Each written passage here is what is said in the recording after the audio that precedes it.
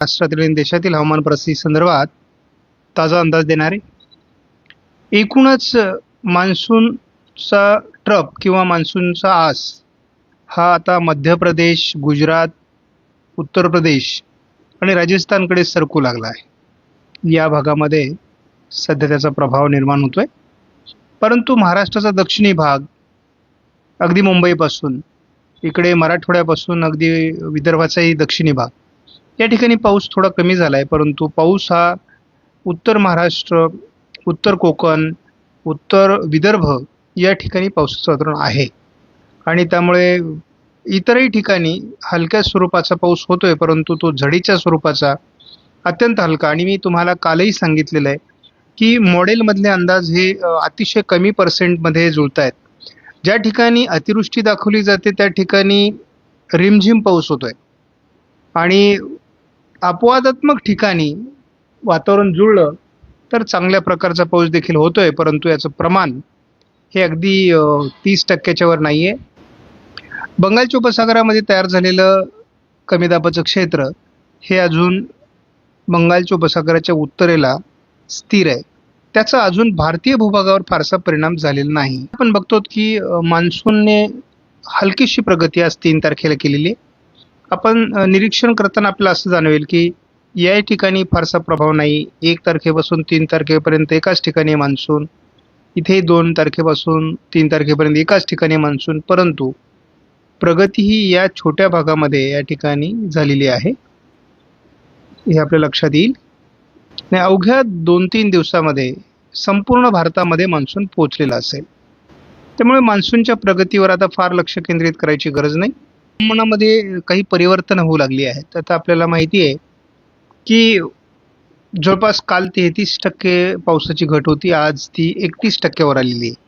म्हणजे त्यामुळे 2% सुधारणा झालेली आहे. संपूर्ण भारताची परिस्थिती बघता मान्सून संपूर्ण भारतात जेव्हा व्यापतो तेव्हा हे पर्सेंटेज सुधारण्याची शक्यता खूप अधिक असते, कारण भारतामध्ये कुठे ना कुठे चांगल्या प्रकारचा पाऊस पडत असतो आणि त्यामुळे हे पर्सेंटेज सुधारतं. तसाच पाऊस कुठे झाला हे आपण दररोज बघत असतो. या ठिकाणी आपण बघतो की हा जो भाग आहे हा बराच मोठा भाग आहे महाराष्ट्राचा आणि या ठिकाणी पाऊस कमी होतोय.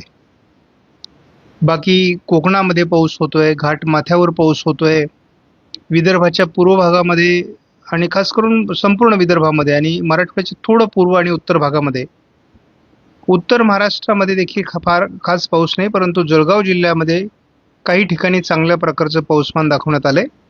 म्हणजे एकूणच मी ज्या ठिकाणी पाऊस मार्क केलाय त्या ठिकाणी पावसाचं प्रमाण खूप कमी आहे आणि हा महाराष्ट्राचा खूप मोठा भाग आहे. भारताचा विचार केला तर राजस्थान आणि गुजरातचा पश्चिमी भाग आणि पंजाब तसंच उत्तरेकडे देखील म्हणजे जम्मू काश्मीर लेह लडाखमध्ये मान्सूनचे वारे जरी पोहोचले असले पावसाचं प्रमाण कमी आहे. पूर्व भारताची तीच परिस्थिती आहे. सुरुवातीला मान्सून जोपर्यंत भारतामध्ये प्रवेश करत नव्हता तोपर्यंत खूप चांगल्या प्रकारचं वातावरण पूर्व भारतामध्ये पावसाचं होतं. आता मात्र ते नाही. त्याच पद्धतीने आपण बघतो दक्षिण भारतामध्ये सर्वात आधी मान्सून आला, परंतु या ठिकाणी आता सध्या पाऊस होत नाही आणि हे संपूर्ण कमजोर मान्सूनचं लक्षण आहे. आपण जर महाराष्ट्राची स्थिती बघितली तर महाराष्ट्रामध्ये कोकणामध्ये 24% पाऊस काल दाखवला जात होता, तिथे 4%ची सुधारणा आहे. काल 51%ची घट आज 47% वर पोहोचली, म्हणजे या ठिकाणी सुद्धा 4%च्या सुधारणा आहे. 33% काल मराठवाड्यामध्ये घट दाखवली होती, ती आज 34% झाली, म्हणजे परिस्थिती या ठिकाणी फारशी सुधारलेली नाहीये. 22%ची घट विदर्भामध्ये होती, ती आज 17% वर पोहोचली, म्हणजे या ठिकाणी सुधारणा झाली आहे. एकूण 33% महाराष्ट्रामध्ये पावसाची घट दाखवण्यात आलेली होती, ती आता 29% वर आली, म्हणजे 71% पाऊस महाराष्ट्रात आतापर्यंत 3 जुलैपर्यंत पडलेला आहे.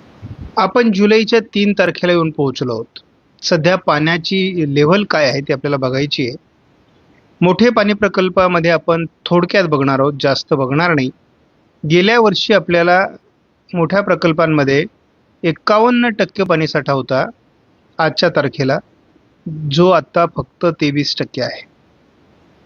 त्यानंतर गेल्या वर्षी आपल्याला मध्यम प्रकल्पांमध्ये पाणीसाठा हा 42% होता, तो आता केवळ 32% आहे. गेल्या वर्षी लघु प्रकल्पांमध्ये पाणीसाठा 35% होता, तो सध्या फक्त 21% आहे. आणि आपण जर महाराष्ट्रातील सर्वसाधारण प्रकल्प जे आहेत सर्व विभागातील, त्यातील पाण्यासाठी जर बघितला तर या ठिकाणी 48% गेल्या वर्षी पाणीसाठा होता, आता यावर्षी फक्त 24% पाणीसाठा आहे. म्हणजे आता 3 जुलैपर्यंत गेल्या वर्षीची तुलना जर केली तर पाणीसाठा हा निम्मा देखील नाही. याचा अर्थ असा होतो की आपण शेतात पाऊस कधी पडेल आणि पेरणी कधी होईल याविषयी जितका बारकाईने विचार करतो तेवढा आपण पाणीसाठ्यांकडे लक्ष दिलेलं नाही. परंतु जर पाणीसाठे भरले नाहीत तर आपल्याला पिण्याच्या, कारखान्यांच्या, शेताच्या या सर्व पाण्यांवर मोठा परिणाम होणार आहे. शिवाय वीज निर्मितीवर परिणाम होईल. अनेक बाबी आहेत ज्याच्यावर त्याचा खूप विपरीत परिणाम होणार आहे. त्यामुळे पाणीसाठे भरणं आवश्यक आहे, परंतु जुलैतही समाधानकारक पाऊस दिसत नाही. आपण सध्या जर या मॉडेलचा थोडक्यात अंदाज घेतला तर आपल्या लक्षात येईल की या ठिकाणी कमी दाबाचं क्षेत्र विकसित झालेलं आहे आणि ते कशा पद्धतीने पुढे सरकेल याविषयी आपण विचार करतो. तर सुरुवातीला आपण जेव्हा ही इमेज बघतो तेव्हा ते महाराष्ट्रावर येईल का, महाराष्ट्रावर त्याचा परिणाम होईल का, तर साधारणपणे आपल्याला असं दिसतं की 6 तारखेपर्यंत याचा महाराष्ट्राच्या काही भागावर परिणाम होईल. आपण एक धावता अंदाज ECMWF मॉडेलचा या व्हर्जनचा घेऊन जर बघितलं, साधारणपणे आपण एक 7 तारखेपर्यंतचा अंदाज घेतला तर आपल्याला लक्षात येईल महाराष्ट्रावर त्याचा कुठे आणि किती परिणाम होईल. तर आपण 8-9 तारखेपर्यंत साधारणपणे याला पुढे येऊ. तर 9 तारखेपर्यंत जरी आपण बघितलं तर महाराष्ट्राच्या खास करून उत्तरेकडे याचा प्रभाव आहे, मध्य प्रदेशच्या बाजूने. म्हणजे विदर्भातही फार प्रभाव नाही आहे. उत्तर महाराष्ट्र, खास करून कोकण किनारपट्टी आणि थोडा मराठवाड्याचा उत्तरेकडील भाग, मध्य महाराष्ट्राचा थोडा काही भाग, यामध्ये नाशिक जिल्ह्यामध्ये किंवा पालघर, ठाणे जिल्ह्यामध्ये याचा जास्त परिणाम होईल आणि त्याचबरोबर जळगाव जिल्ह्यातही परिणाम होईल असं दिसतंय.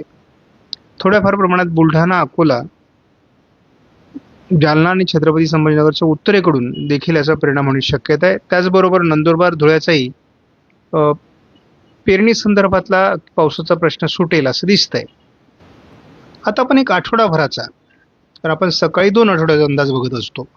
आता आपण 3 ते 10 जुलैपर्यंत जर अंदाज बघितला तर आता काय बदल झाला हवामानामध्ये, काय म्हणतंय CFS मॉडेल, तर हा जो पट्टा आहे मधला पर्जन्य छायेचा, हा स्पष्टपणे उघडीप दाखवण्यात आलेली आहे. म्हणजे पूर्ण उघडीप नाही, या ठिकाणी हलका, मध्यम, रिमझिम अशा स्वरूपाचा पाऊस होत राहील. परंतु या म्हणजे अहिल्यानगर, बीड, पुणे पूर्व, सातारा पूर्व, सांगली, सोलापूर, लातूर, धाराशिवपर्यंत याचा परिणाम आहे. त्यामुळे या ठिकाणी पाऊस कमीच आहे, परंतु कोकण किनारपट्टीला जोरदार पाऊस होईल. त्याचबरोबर विदर्भ आणि मराठवाड्याचा पूर्व भाग याही ठिकाणी जोरदार पाऊस होईल. उत्तर महाराष्ट्रात सामान्य पाऊसमान दाखवण्यात आलेला आहे. आणि एकापाठी एक 2 सिस्टम विकसित होऊ शकतात बंगालच्या उपसागरामध्ये. म्हणजे एकूणच बंगालच्या उपसागरात वातावरण पॉझिटिव्ह होतं आहे आणि या ठिकाणी अरबी समुद्रातही वातावरण पॉझिटिव्ह होतं आहे आणि भारताच्या पहिल्यांदा मोठ्या भूभागावर पावसाचं प्रमाण वाढताना दाखवलं आहे. यापूर्वी हेच वातावरण केवळ महाराष्ट्रापुरतं मर्यादित दाखवलं जात होतं. न्यूमेरिकल प्रिडिक्शन JFS मॉडेलचा जो हा एक अंदाज असतो, यामध्ये आपल्याला काही बाबी लक्षात येतात. या ठिकाणी कमी दाबाचं क्षेत्र या मॉडेलने दाखवलं आहे. वाऱ्यांची स्थिती अशा पद्धतीने पुढे पुढे सरकते. आता मान्सून वरती सरकला आहे आणि मग याच दरम्यान या बाजूने देखील वारे वाढणार आहेत.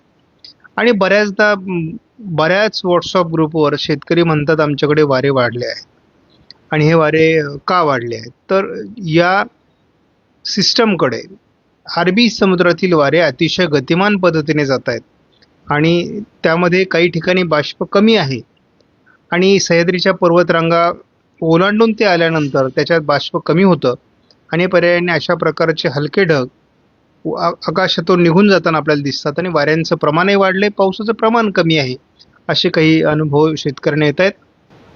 तरी देखील 4 तारखेला महाराष्ट्रात आणि महाराष्ट्राच्या खास करून उत्तर भागामध्ये, मग विदर्भ असेल, उत्तर मराठवाडा असेल, उत्तर महाराष्ट्र असेल, उत्तर कोकण असेल, या भागात, मध्य महाराष्ट्राचाही उत्तरेकडील भाग, जे अहिल्यानगरचा आणि नाशिकचा, या ठिकाणी सुद्धा चांगला पाऊस होणार आहे. काय होतंय तर याचं जे क्षेत्र आहे ते 5 तारखेला अशा पद्धतीने वरती सरकतंय. या ठिकाणी कमी दाबाचा प्रभाव आहेच आहे, हे वारे आहेच आहेत. त्यामुळे महाराष्ट्रातील वाऱ्यांचं प्रमाण लगेच कमी होणार नाही, कारण अरबी समुद्रातील हे वारे सक्रिय राहणारच आहेत. परंतु होऊ शकतं बऱ्याच ठिकाणी पावसाचं प्रमाण देखील हलक्या मध्यम स्वरूपात राहील, मुसळधार पाऊस होईल, अतिवृष्टी होईल, या प्रकारच्या आम्ही बातम्या दिलेल्या आहेत. परंतु कुठल्याही मॉडेलला तशा प्रकारचं पाऊसमान देता आलेलं नाही. मान्सून देशामध्ये पुढे सरकला असला तरी तो सक्रिय झालेला नाही आहे आणि तो आपल्याला 6 तारखेपर्यंत चांगला सक्रिय होईल. हे कमी दाबाचं क्षेत्र अजून या ठिकाणाहून फार सरकताना दिसत नाही, परंतु त्याला पॅरलल या ठिकाणी एक कमी दाबाचं क्षेत्र आहे आणि यामध्ये अशा प्रकारचे एक ट्रप आहे आणि या कोण्यामध्ये आपल्याला पावसाचं प्रमाण दिसतंय. म्हणजे महाराष्ट्र हा 4, 5, 6, 7 तारखेला पाऊस बघणार आहे, परंतु तो पाऊस फार अति होईल, हे जे काही आमचे निकष आहेत ते मॉडेल त्याला सहकार्य करत नाही. ज्या पद्धतीने ECMWF मॉडेलमध्ये आज पाऊस दाखवला जातोय, एवढा जर पाऊस जर महाराष्ट्रात पडला तर नदी नाले एक होतील, तलावातलं पाणीक्षेत्र वाढेल, अशा स्वरूपाचा हा अंदाज आहे. कारण या ठिकाणी बंगालच्या उपसागरात असलेली